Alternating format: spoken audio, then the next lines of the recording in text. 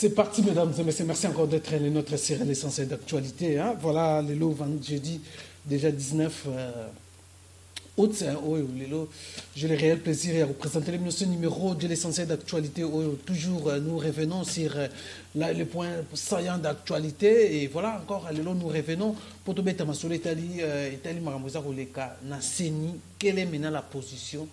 Il y a ma confession religieuse pour désigner les successeurs qu'on a en Nanga. Qu'est-ce qui se passe à ce moment? Parce que les deux confessions religieuses, les catholiques et SCC, cherchent à rencontrer le président de la République. Pourquoi Balingo Bakuta est un chef de l'État? Qu'est-ce qui ne va pas? Est-ce que les dernières chances accordées par le président de l'Assemblée nationale et Simbité? Voilà, mesdames et messieurs, au cours de ce numéro de quelques minutes, vous voyez rapidement pour te expliquer qu'est-ce qui ne va pas.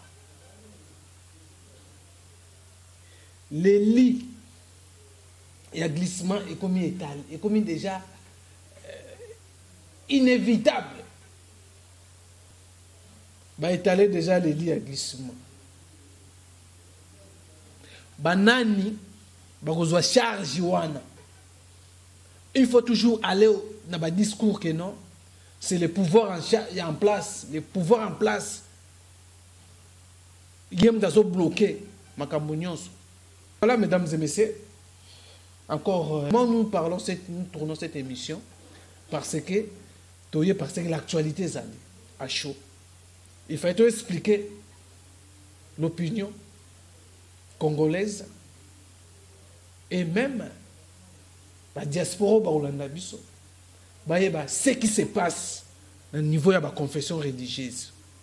Est-ce qu'aujourd'hui nous pouvons dire que le Congo a des hommes religieux ou Dieu a tourné les dos au Congo par rapport à le comportement religieux? Voilà, mesdames et messieurs, qu'est-ce qui se passe réellement dans la désignation? Il y a successeur Yanang. Qui bloque les régimes en place ou les religieux eux-mêmes?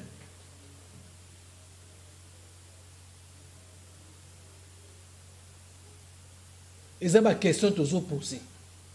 Nous savons bien que les Congolais sont manipulés. Pour X ou Y. Parce que va se retrouver Batumoussous. Batumoussous la besoin même il y a Congolais qui ont une élection. Nous avons un chef de l'État. Chef de l'État. C'est comme il n'y a pas besoin d'une élection. Il veut mettre cette démocratie. Il y a qu'on respecter les délais constitutionnels. Et salam. Et maintenant, qui bloque maintenant la machine pour que les élections aient lieu, date prévue selon la constitution Bokanabiso?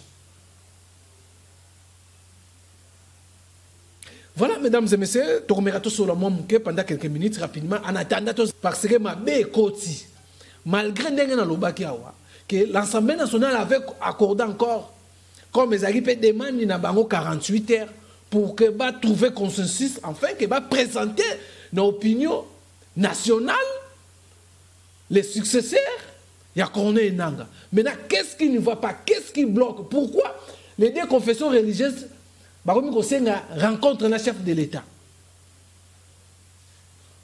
Voilà, mesdames et messieurs, c'est décevant de voir, parfois, de constater les comportements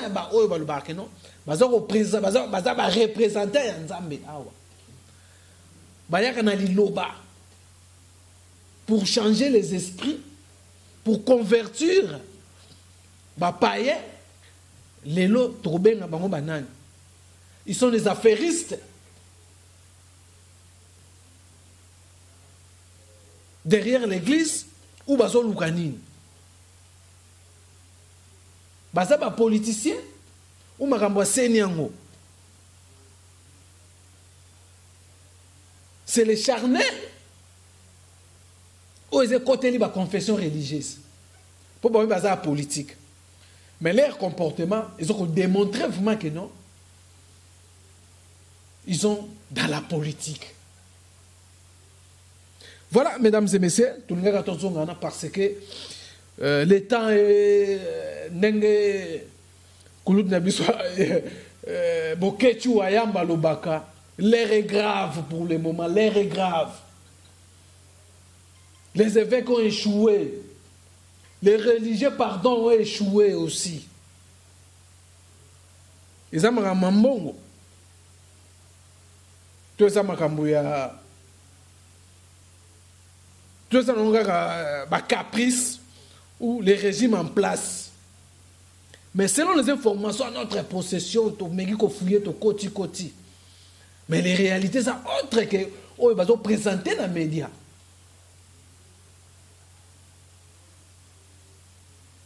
Et voilà, mesdames et messieurs, pour aller rapidement, donc, au moment toujours le Bakino, hier déjà, ça posait déjà pour un problème sur les assises, le lieu où il faut tenir encore réunion ou rencontre pour trouver les consensus et comment il y a posé problème.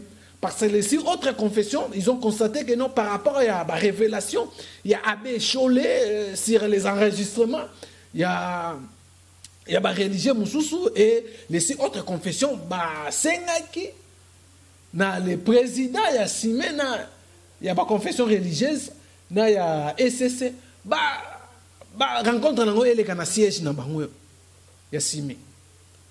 Au lieu qu'il y ait 5 ans, pour éviter l'enregistrement. Voilà les problèmes. Signaux, signal, indice, et qu'on s'imbatte avec la position de Batouana. Et deuxième problème, que les 6 confessions, il fallait qu'on se cisse et tout va mettre les 2 candidats. Moi, j'ai une réserve parce que les noms, ils en ont publié, mais selon les informations, c'est que Kadima et l'autre là de SCC. Est-ce que Naba Ero to Tikaï Namo, consensus et Kosima, to et Kosimati. Pour tout le monde déjà, catholique na SCC, comme on a rencontre na chef de l'État.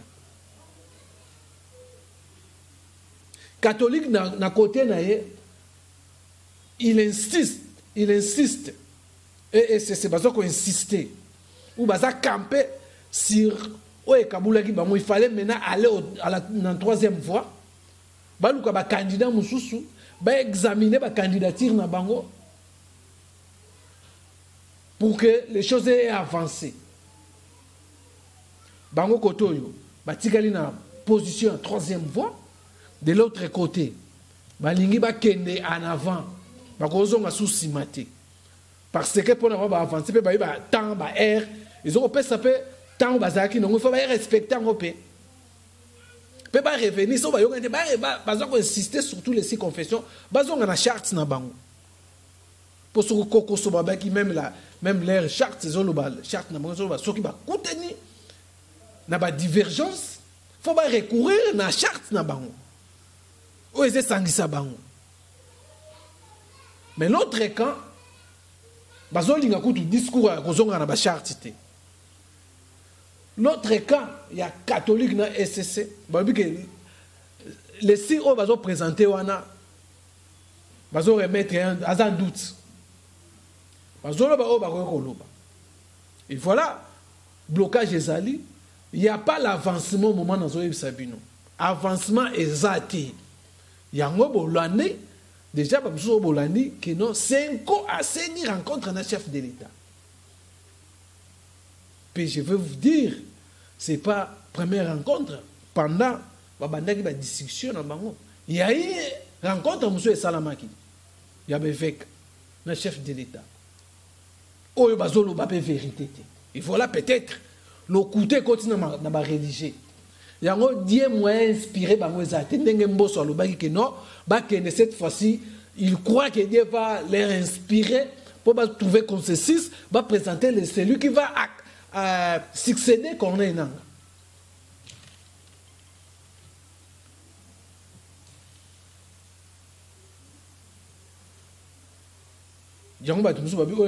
Charnel et comme politique. Comment les huit confessions arriver à s'accorder, à retrouver consensus, c'était à combien plus forte raison que les politiciens et surtout nous les Congolais, on est manipulés, on nous manipule. Certains disent que non, vie, l'église catholique et c'est basé qu'on a engorgé plus de 90% il y a fidèles congolais. Basé une force. Estimation, na statistique on a basala kaya on a tout naka. Ça fait combien d'années au balopsala kaya statistique basé na représentation, basé na population, basé na fidèles kolika ba binzambi nzambi. On va qualifier l'église ou sous binzambi nzambi. Ou en réalité, et ça bon côté. Statistique wana ba estimaka wana. Qu'on nous dise aussi l'année nini par rapport à depuis 2000. Aujourd'hui, tu as dit que non, les églises des réveils, c'est naissent comme des champignons dans la République démocratique du Congo. Aujourd'hui, les fidèles catholiques, les églises des réveils, les églises des réveils, nous allons constater vraiment que non, l'église des réveils, les églises des réveils ont plus de fidèles que les églises catholiques. Et la raison pour laquelle moi je m'inscris en faux. Je m'inscris en faux pour dire que l'église catholique et c'est bazanaba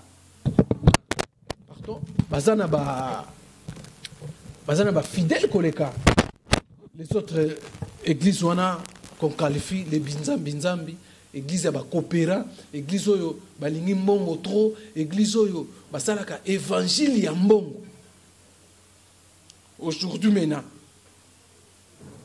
vous avez l'accès que non, bateau bino peut-être vous qualifiez ka, baza bato basalaka mbongo, donc vous avez même aligné, vous avez bino molo, vous avez bino nyoso ndeng moko. Parce que même la charte, il y a ma confession religieuse, et c'est bilonio so ego. Moutaleki muninga zate.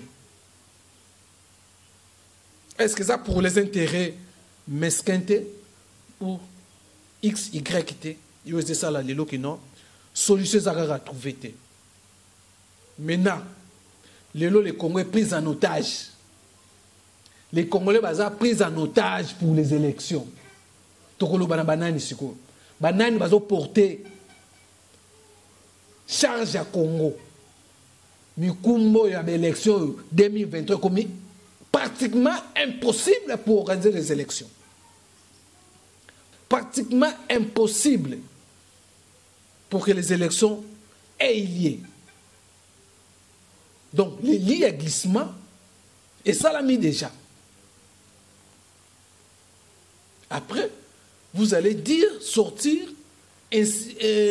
au côté de Congolais, que non, il y a les 6 autres confessions manipulées. Donc, l'autre fois, j'ai parlé de l'histoire de l'Église face à la politique congolaise. L'Église n'a jamais porté une solution. Il y a population. Bien que tout la population est souffrir. Oui, dans le Congo, tous souffrir. Souffrance et alliés. Souffrance et alliés. Il y a des failles au niveau, il y a un régime en place. Félix Tshisekedi, dis-moi, je ne cesse de le dire, ils ont mal entouré. Un jour, Félix Tshisekedi a reçu un discours à Joseph Kabila. À la lire les choses, ils étaient katambola. Il n'a pas de laboratoire, il y a solo. Et surtout, le gouvernement Union Sacrée. Bango baza na kati ya gouvernement, bazo bundisa vision. Bazo bundisa chef de l'État, basala hypocrite. Na kati ya gestion na gouvernement na bango ya Union Sacrée, hypocrite ezali. Malgré rappel ya chef de l'État, gouvernement eza gouvernement pour nous servir ba autorité morale té. Non, écoute quitté. Écoute qui nango bango té. Ce qui se passe, c'est regrettable. Batu bakoti kaka sikoyo 2 mois. Biloko bazotonga, bambongo bazwi wapi. Ya ebele zali. Ole to se accrocher kaka IGF ministre EPSP. Donc trouvons la solution au Congo. Yemo pe fit c'est que dans le bakango. Na rien à pouvoir te pour trouver solution à chaque maison. Il va faire oyaye, oyako sala, oyako ya abandi. Donc faut tout quitter politique, il y a qu'on victimiser politique, il y a haine pour que échec et salama. Aujourd'hui si il y a l'échec total, même celui qui va succéder Félix Tshisekedi, il aura aussi du mal pour remonter le Congo. Les mêmes combats, bato bazo bundisa régime, bako bundisa rabino na même système na bino. Donc les politiciens bazo viser kaka ba poste politique, mais l'intérêt des citoyens congolais bazo tala yango, bazo souffrir, bazo encourager pas des actions caractère pour aider social par rapport à la mesure prise par les chefs de l'État, par le gouvernement, mais la mesure ils ont souffert une application. Il devait avoir des actions aussi, de grandes envergures, pour pousser les hommes d'affaires ou les expatriés ou mboka na biso en otage, économie mboka na en otage, ba meka ko bouger, ba meka ko respecter quand même ba compromis. Oyo bazwa ki surtout makambo etali baisse ya ba produits surgelés, baisse ya billets d'avion. Congolais ont souffrir. Plein de dossiers, l'administration publique faible toujours. Où ils ont combat. Il y a un monde à Talaka. Mais Félix Tshisekedi bazo comprendre que beaucoup ba yaïka pas Félix Tshisekedi ba yaïka na système yakala. Système à tourne biso peut vu mbisa mabumbu. Voilà, mesdames et messieurs, concernant ce qui se passe dans la confession religieuse, ça c'était vraiment une parenthèse par rapport au comportement des hommes politiques par rapport à ce qui se passe. Maintenant, qui va en profiter dans le conflit où se trouve à mettre? Est-ce que l'Assemblée nationale a pour glisser salami? Les évêques catholiques na SSC balungi bakuta na chef d'État pour ba ebise nini. Chef d'État a trouvé solution ndengeni po déjà lors il y a des discussions na bango et bandeni. Ils ont allé déjà quelques évêques sont allés déjà voir le chef de l'État pour bazwa bénédiction ba candidat na bango. Chef de l'État a bois qui sa bango boya. La raison pour laquelle ça selon moi pour nous opérer ça va point de vue que non il y a un que non les 6 autres confessions baza déjà et pas fait Tshisekedi. C'est comme si information nous opérer ça maintenant nous balobela yango te na ebité so déjà balobeli yango pour ba monaka de ba kendaka déjà nous avons tout ça ba prêt on a ba source na biso de information. La raison pour laquelle le monde va dire non, les 6 autres confessions, là, il y a bloqué qui n'a pas candidature, non, baza déjà na poche, il y a régime en place, baza déjà corrompu, ils ont été déjà promettés que bango déjà ba jeep, bambongo belé, son mot colossal là, ba kiwan. Oh maintenant, na comprenez les confessions religieuses, pourquoi tirer bongo, il fallait passer la pression. S'il s'agit de bon, je ne sais pas bon, pourquoi, peut-être, bon, na habité, na angani bazomoni nango, comment va ko salir bino bongo vani penye, ou ba faut batanga la bino combo jusqu'à présent to yebakate bo vanda na bino pe. Muta funda bino ba pesa ba corrompa bino. Bo vanda na bino penye. Mon place que parfois bozo aider population de ngo mona d'où c'est la grande confession religieuse, na église de réveil. Parce que mon rabino besoin plus maramambon. Balatisa bino loko wana boza ba escroc ba nini. Voilà les résultats. Tant boyena maramba seni, maramba politique, pour senza maramba politique, ba pesi bino confiance wana parce que vie ba tractation ya ba politique et ba bito pesi wana ba confession religieuse, ba to ba quand même inspiré na maramba inspiré na Nzambe. Ba trouver bazwa quand même bazwa ta présidence wana pour essayer un peu pour planir l'esprit, il y a la politique, il y a la présidence pour que l'élection soit bien. Mais voilà encore, depuis, il y a une disposition, depuis San City, c'est une confession religieuse, échec n'échec. Aujourd'hui, ça prouve aussi l'échec total. L'Église catholique et se fait toujours imposer tout imposer par rapport à quoi? Statistique basala na uti koloba wa ezaka faux. Je m'inscris à fort koloba non bazana ni bazana ba fidèle koleka baba il a bazoko engorger plus de 80%. Il y a ba fidèle na Congo. Statistique il y a neni ni wana ba pesa pour réalité ça autrement. Il y a prolifération, il y a beaucoup d'églises qui se créent, et beaucoup d'églises sont créées dans Mboko. L'église de réveil dans Mboko, c'est comme Belé, tout l'église catholique, les plaintes que tu as dans l'église catholique, et ça la sous-souté aujourd'hui, les baratés, ceux qui battent le baraké, non, l'église catholique, il y a la majorité à Congo, les Congolais ya Congo na kati église na yango ba pesa pe seni même ba pesa bango présidence ya seni na vice présidence c'est ya ba pesa église catholique na ECC wana selon les statistiques actuellement réalité ça bongoté réalité et ça bongoté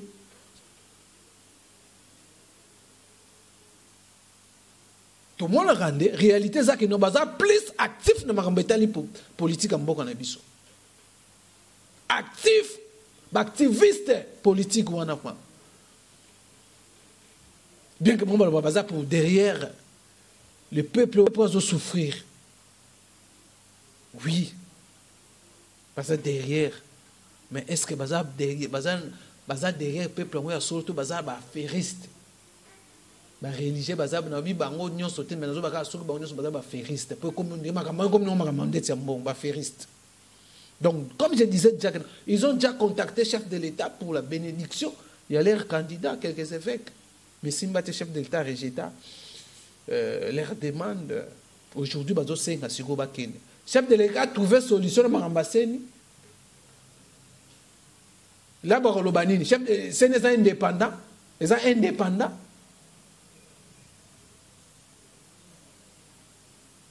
Discours n'est pas changé. Donc, voilà, mesdames et messieurs, nous sommes déjà... conclusion ça que non, les locaux malongé salamité, to éviter les religieux n'abisso sont basés à ferriste. Na sima l'église, sope basé na posa vraiment ya Congo ya solo, Congo est changé. Les dénonciations baso sala, ils a sauté ça le kutabalo ba peu vérité. Pourquoi? Balingo kanisa que non, bangonde bazan dans les bons chemins. Pourquoi balingo zonga na charte cité ou ezako mettre bango tous égaux? Ma confession religieuse bango nyonso baza égaux selon charte na bango.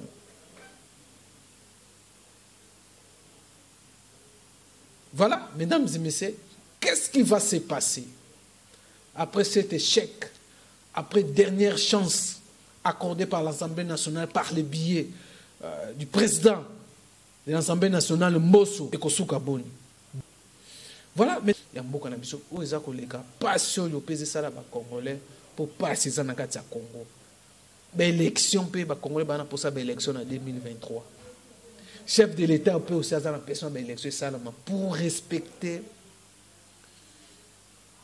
la démocratie.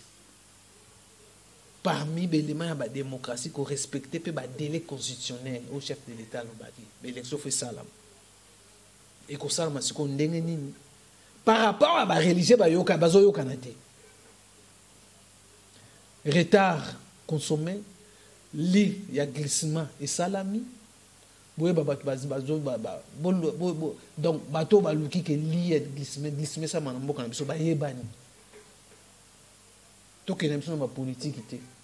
Batika ko c'est là régime pas place macamp. Bino pe ba les 6 confessions religieuses. Vous devez faire tout pour faire comprendre que les Congolais, vous n'avez pas été corrompus par les régimes en place.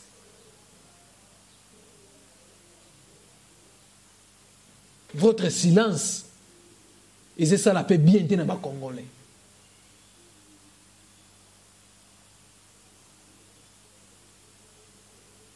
Pour vous laver, vous devez, vous l'accepter, ou t'aimez à cause de l'ébino macambo. Sinon, vous avez été corrompus. Voilà, mesdames et messieurs, c'est par là que nous mettons fin. Merci de vous avez tellement belé. Prochainement, dans le numéro, portez-vous bien. Bye bye.